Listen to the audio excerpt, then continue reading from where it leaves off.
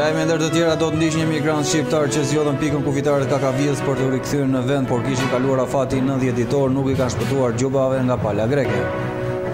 Pëson rritjet më njëshme numrit të infektuar me COVID-19 në 24 orët e fundit, janë shënuar 25 raste të reja. Vetëm 55% e punonjësve kanë përfituar pagën e luftës prej 40.000 lekë, shtatime thonë se do të ketë ndryshime në VKM. Edicioni informativ në televizionin Kanal 7 mundësohet nga Epi Plot Dekor.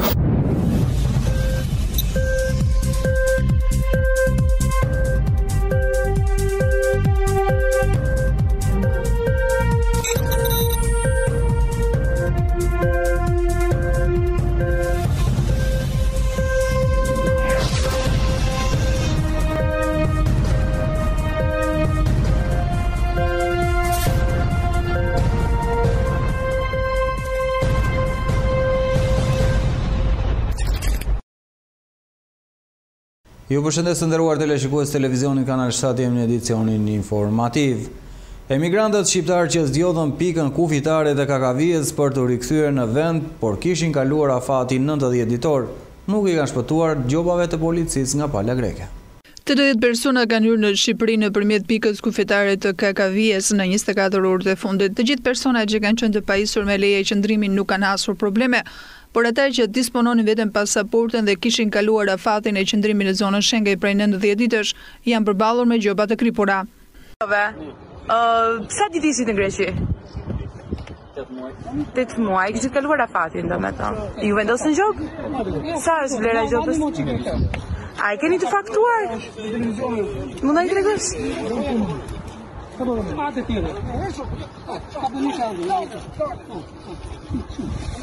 Me këtë gjobë të vendosur çfarë do të ndodhi tani? Do të paguani ju? Po Rama ka thënë që do t'i paguaj ai, do t'i subvencionoj. Asnjë gjë nuk do. Nga vini? Nga Janina, e keni shit kaluar afatin apo jo?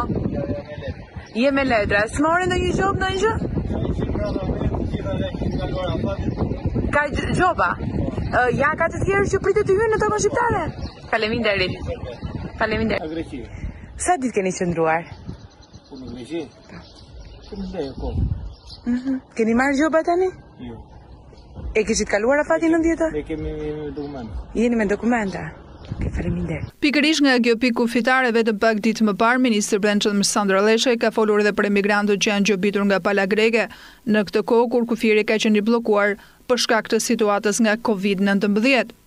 Qeveria shqiptare është në negociata, në bisedimet, në kontaktet ngushta me qeverinë greke për të adresuar këtë, sepse janë shumë qytetarë shqiptarë të huaj. Vetë ne si qeveri shqiptare kemi vendosur që të huajt që janë në Shqipëri dhe janë te kalim të afateve të mos I penalizojmë. Pra kemi pranuar faktin që pandemia si forcë madhore duhet njohur dhe nuk duhen penalizuar qytetarë për shkak të te kalimit të afateve të qëndrimit në pamundësi rinovimit të dokumentave. Dhe shpresojmë që edhe qeveria greke do ta bëjë të njëjtën gjë, me sa jem informuar, kjo gjë do ndodh. Por kryeministri ka premtuar publikisht që gjithsesi qeveria shqiptare, edhe në rast se qeveria greke nuk do të gjejë mundësi për ta adresuar këtë problem, qeveria shqiptare do të marrë përsipër kostot e gjithë penaliteteve që janë adresuar ndaj qytetarëve shqiptarë. Pra s'do të ketë. Sipas kryeministrit Edi Rama, të gjithë emigrantët që janë penalizuar nga policia kufitare greke për shkak të vonesave nga COVID-19 do të rimbursohen 100% të gjobat e vendosura. E njëjti premtim u pohua edhe nga ministri I Brendshëm, duke garantuar marrëveshjen me dy palëve për faljen e gjobave ose në të kundërt rimbursim nga qeveria shqiptare. Gjoba që emigrantët shqiptar kanë marrë gjatë kësaj kohe varion nga 50 deri në 1.200 euro. Pëson rritjet më njëshme numrit të infektuarve me COVID-19 në vendin tonë, në 24 orët e fundit janë shënuar 25 raste të reja. Përshëndetje, ju informojmë rreth situatës së COVID-19 në Shqipëri gjatë 24 orëve të fundit. Mëngjesin e sotëm ka ndruar jetë në mënyrë të papritur, pavarësisht përpjekjeve të mjekëve, një pacient 69 vjeçar nga Tirana, I cili po trajtohej në terapi intensive në spitalin infektiv. Ministria e Shëndetësisë I shpreh ngushëllimet familjes së të ndjerit. Që nga fillimi I epidemisë, 33 qytetar e kanë humbur betejën me COVID-19. Në 24 orët e fundit ka një rritje të numrit të prekurve, të lidhura me kontakte të rasteve të mëparshme pozitiv, por edhe vatra të reja në Tiranë. Janë testuar 173 qytetarë si të dyshuar të prekur me COVID-19 dhe janë konfirmuar 25 raste pozitive. Më konkretisht, janë 24 të prekur në Tiranë dhe 1 në Durrës, pjesa më e madhe me shenja klinike të sëmundjes. Ndër rastet e reja, janë 15 të prekur në një call center, kontaktet të një rasti pozitiv të identifikuar 2 ditë më parë. Po vijon hetimi epidemiologjik edhe për disa raste të reja në Tiranë. Në 24 orët e fundit janë shëruar 8 qytetarë. Kemi sërish shtrime të reja në spitalin infektiv, ku aktualisht po trajtohen 17 pacient dhe 3 prej tyre janë në terapi intensive. Nga fillimi i epidemisë, janë kryer mbi 14.500 testime molekulare dhe serologjike, ndërsa numri i rasteve të konfirmuar pozitiv në gjithë vendin është 1029. Prej tyre, rreth 78% janë të shëruar. Në vendin tonë, aktualisht janë 193 persona aktiv me COVID-19, kryesisht në Tiranë, Durrës, Krujë dhe Shkodër. Ministria e Shëndetësisë dhe Mbrojtjes Sociale fton qytetarët të tregojnë të kujdesshëm, të respektojnë distancimin fizik dhe rregullat e higjienës personale. Qytetarët nuk duhet të neglizhojnë shenjat e COVID-19, prandaj telefononi në numrin unik të urgjencës kombëtare 127. Për informacion në lidhje me COVID-19 dhe këshillim psikologjik, telefononi numrin e gjelbër 0800 40 40. Vetëm 55% e punojësve kanë përfituar nga paga e luftës prej 40.000 lekësh. Tatimet thonë se do të ketë ndryshime në VKM. Janë rreth 97.000 punonjës që është miratuar pagesa prej 40.000 lekësh si pjesë e paketës së dytë financiare dhe 95.000 prej tyre e kanë marrë. Deri tani janë paguar 3.8 miliard lekë nga 7 miliard lekë që është fondi total. Sipas të dhënave që janë publikuar nga Ministria e Financave, në statistikat e saj për COVID-19, numri përfituesve përbën vetëm 55% të punonjësve që ishin planifikuar të përfitonin nga pagesa e luftës, teksa në total fondi ishte parashikuar 176.000 punonjës. Qeveria vendosi së fundmi dhe një gjop prej 50.000 lekësh për biznese që nuk aplikojnë për punonjësit e tyre. Nga ana tjetër, kontabilistët kanë shpjeguar se në shumë raste nuk është çështje dëshire apo neglizhence të punëdhënësve, ata realisht nuk po arrin të aplikojnë për punonjësit e kompanive, ku problemi kryesor lidhet me afatet e përcaktuara në vendim për datat e largimit të punonjësve që duhet të jetë deri në 10 prill. Ndërkohë ka shumë biznese që kanë larguar punonjësit pas datës 10 prill, ose kanë shënuar datë largimi pas datës 10 prill, edhe pse punonjësit mund të jenë larguar më herët, pasi ligji e lejon dritaren prej 10 ditësh për të bërë largimin. Kontabilistët thonë se në disa raste nuk lejohet aplikimi, pasi sapo aplikon të del një shënim ju nuk mund të aplikoni pasi nuk përfitoni nga VKM-ja. 28 kompani fasone më herët i kanë dërguar një letër qeverisë, ku i kërkojnë të përfshihen në skemën e rreth 2500 punonjësve që janë larguar pas datës 10 prill. Numri ulët i përfituesve ka qenë edhe në sektorin turistik, rreth 3.900 nga 10.000 të parashikuar. Shumë kërkesa janë refuzuar për shkak të kriterit të vendosur për largimet nga puna deri më 10 prill. Arsyeja e dytë është 60.000 të punësuar sezonal që punësojnë në periudhën maj-shtator kanë mbetur jashtë paketës. Numri përfituesve në masën e parë është 6.349 punonjës, kur përfshihen të punësuarit e subjekteve me të ardhura vjetore mbi 14 milion lekë, të mbyllura sipas urdhrit të Ministrisë së Shëndetësisë. Për masën e parë sipas të dhënave financiare do të përfitojnë 26.000 punonjës, nga të cilët 6.000 janë të larguar nga puna, në 1.286 biznese me xhiro mbi 14 milion lekë. Në masën e dytë, sipas tatimeve, numri i kërkesave të miratuara është 26.627 persona. Masa e dytë përfshin të punësuarit e subjekteve të lejuar për të ushtruar aktivitet, të cilët janë larguar nga puna nga data e hyrjes në fuqi të urdhrit nga Ministria. Në paketën e miratuar për masën 2, Ministria e Financave parashikon që ndihma të shpërndahet për 40.000 punonjës larguar nga puna nga 6.300 biznese. Deri tani janë miratuar 65% e kërkesave. Numri më i lartë i aplikimeve të miratuara nga individët është në masën 3, ku përfshihen të punësuarit të biznesit e vogla me të ardhura vjetore deri në 14 milion lekë, të lejuara për të ushtruar aktivitetin e tyre. Sipas të dhënave nga tatimeve, numri i kërkesave të miratuara është 59.380 individ. Sipas të dhënave të ministrisë, nga kjo masë do të përfitojnë 100.000 punonjësit e punësuar në 46.520 biznese me xhiro nën 14 milion lekë. Deri tani kanë përfituar 59% e punonjësve. Në masën 4, ku përfshihen të punësuarit në subjekte që ushtrojnë aktivitetin në sektorin e strukturave akomoduese, të cilët figurojnë në listë pagesat e subjekteve deri në datën që është dhënë urdhri nga Ministria. Nëse subjekti ushtron disa lloje aktivitetesh, përfitojnë vetëm të punësuarit në aktivitetin e strukturës akomoduese. Për sektorin e turizmit, janë miratuar 10% e totalit individëve që kanë aplikuar, apo për 3.945 individ. Nga qeveria parashikohet që numri përfituesve të jetë 10.000 punonjës në 1.214 biznese që operojnë në këtë sektor. Përqendrohemi në këtë moment në zhvillimin më të fundit që vjen nga rajoni dhe bota. Britania e Madhe do të rihap mira dyqane dhe qendra tregtare në qershor, njoftoi kryeministri Boris Johnson. Johnson tha në një konferencë shtypi se plani i qeverisë është të hapi tregjet e makinat dhe sallonet për automobila nga 1 qershori, duke folur në Downing Street dje në mbrëmje. Ai gjithashtu tha se duhet të shkonte në hapjen e biznesit pavarur nga 15 qershori.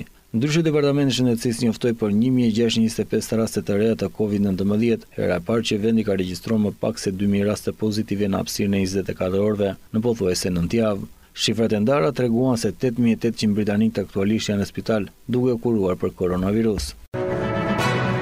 Zënsi kremili Dmitri Peskov u lirua nga spitali pas shërimit nga koronavirusi COVID-19. Peskov u tha gazetarëve se ai do të rinë në shtëpi dhe vazhdoi të punojë në karantinë shtëpiake deri në një kohë dhe pastaj gradualisht do të kthehet në punë. Ai rezultoi pozitiv me COVID-19 pas testimit në 12 maj, para se të shtrohej në spital me simptoma serioze. Peskov është zyrtari i 4 i shëruar nga 6 zyrtarët e lartë të prekur me koronavirus, përfshirë kryeministin Mikhail Mishustin, ministrin e kulturës Olga Milova dhe ministrin e arsimit Valeri Falkov. Megjithëse dy figurat e larta, ministri i ndërtimit Vladimir Yakushev dhe zënsi i tij Dmitri Volkov janë në mbikëqyrje mjekësore në spital pasi diagnostikuar me virus. Numri i rasteve me koronavirus në Rusi ka tejkaluar shifrat 350.000 të hënën pasi u regjistruan 8.946 raste të reja, duke shënuar numrin e përgjithshëm në 353.427 me 92 vdekje të tjera për të rritur në 3.633 numrin e përgjithshëm të vdekjeve. Po ashtu janë regjistruar 11.118 dhe 798 të shëruar, përfshirë 5.499 që nga e diela. Rusia ka vazhduar me përpjekjet e saj për testimet masive në një përpjekje për zbuluar virusin në faza të hershme, ku është më pak ngjitës. Deri tani janë kryer deri në 8.9 milion teste në vend, ndërsa më shumë se 287.000 janë mbikëqyrje mjekësore me infeksione të dyshimta. Kryeministri izraelit Benjamin Netanyahu tha se ka caktuar korrikun si datë për vendosjen e sovranitetit të Izraelit mbi pjesën e bregut perëndimor. Në fillim të mbledhjes së grupit parlamentar të Partisë Konservatore Likud, Netanyahu tha deputetëve se nuk ka ndërmend të ndryshojë datën dhe vlerësoi se nuk ishte asnjë moment më të mirë në histori për vendosjen e sovranitetit, i cili është i barabartë me aneksimin e atyre territoreve. Ne kemi mundësi që nuk e ka ekzistuar që nga fillimi i Izraelit në vitin 1948 për vendosur sovranitet në një mënyrë të mençur dhe si një hap diplomatik në Judea dhe Samaria, emri biblik i bregut perëndimor, dhe ne nuk do të lejojmë që ajo mundësi të kalojë, tha Netanyahu. Vendosja e sovranitetit të Izraelit mbi pjesën e bankës perëndimore do të ishte në përputhje me planin e paqes në lidhjen e mesme të presidentit amerikan Donald Trump paraqitur në janar. Plani mbështet skrimin e sovranitetit të Izraelit mbi rreth 30% të bregut perëndimor të okupuar. Presidenti palestinez Mahmoud Abbas tha javën e kaluar se po pezullonte të gjithë bashkëpunimet e sigurisë me Izraelin pasi Netanyahu shprehur synimin e tij për të aneksuar të gjitha vendbanimet hebraike dhe lugina strategjike të lumit Jordan. Komuniteti ndërkombëtar po shqetësohet gjithnjë dhe më shumë dhe paralajmëroi Izraelin të mos zbatojë aneksimin. Izraeli pushtoi bregun perëndimor në luftën në vitin 1967 dhe palestinezët planifikuan të krijojnë një shtet të pavarur në gjithë territorin, i cili do të përfshijë ripin e Gazës dhe kryeqytetin i cili do të ishte Jeruzalemi lindor. Joe Biden bëri paraqitjen e parë publike më shumë se 2 muaj ndërsa shënoi ditën e përkujtimit të rënëve duke vendosur një kuror me lule në memorial të veteranëve të ushtrisë pranë shtëpisë së tij në Delaur, që nga nullimi i papritur i tubimi elektoral në 10 mars në Cleveland. Në fillim të pandemisë së koronavirusit, temërori i opozuar për kandidat presidencial të Partisë Demokratike, ka zhvilluar pjesën më të madhe të fushatës virtualisht nga shtëpia e tij në Wilmington.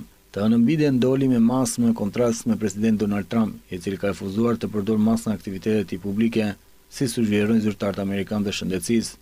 Ishën presidenti Biden dhe bashkëshortja e tij, Jill Biden, vu një kuror me lule të bardhë dhe u përkulën në heshtje para memorialit të rënëve të luftës së dytë botërore dhe atyre të luftës koreane. Asnjëherë mos harroni sakrificën që bën këta burra dhe gra, tha ai më pas. Asnjëherë, kur mos i harroni. Ndije mirë që jam këtu, tha Biden gazetarëve. Vizita e tij në memorial të rënëve ishte e panjoftuar dhe nuk pati asnjë turp në pritjet e tij. Për zotin Biden përshëndeti shkurtimisht një zyrtar të qarku dhe një burr tjetër, të dy të veshur me maska dhe duke mbajtur një distancë fizike mes tyre. Fushat e tij thotë se zoti Biden ka shkuar në park për ditën e të rënëve, shpesh në të kaluarën, megjithëse shërbimi ishte anulluar të hënën për shkak të pandemisë. Megjithëse me shumë pak fjalë, paraqitja ishte një moment historik në një fushat presidenciale që kryesisht është ngrirë nga shpërthimi i koronavirusit, ndërsa mundësia e zhvillimit të ngjarjeve tradicionale siç janë tubimet dhe konventet presidenciale janë dyshim, shfaqja e zotit Biden sugjeroi se ai nuk do të kalojë gati për 5 muaj që mbeten deri në ditën e zgjedhjeve tërësisht në shtëpi. Duke në pas zhvillimet nga rajonet e bota, përqendrohemi sërish me informacionet në vend. Në kulmin e pandemisë, shpenzimet për shëndetësisë në ulën e 24%, po për çfarë i shpenzoi blekët qeveria? Për 3 muajt e parë të vitit, shpenzimet totale të qeverisë ishin 106.9 miliard lekë si Bankës së Shqipërisë, e cila ka raportuar shpenzime funksionale të qeverisë, sipas klasifikimit bazuar të dhënat e Ministrisë së Financave. Në krahasim me të njëjtën periudhë të një viti më parë, shpenzimet janë rritur me 2.3%. Dy janë funksionet që kanë ndikuar në rritjen e shpenzimeve. E para çështja ekonomike që arritën në 11 miliard lekë ose 10% totalit.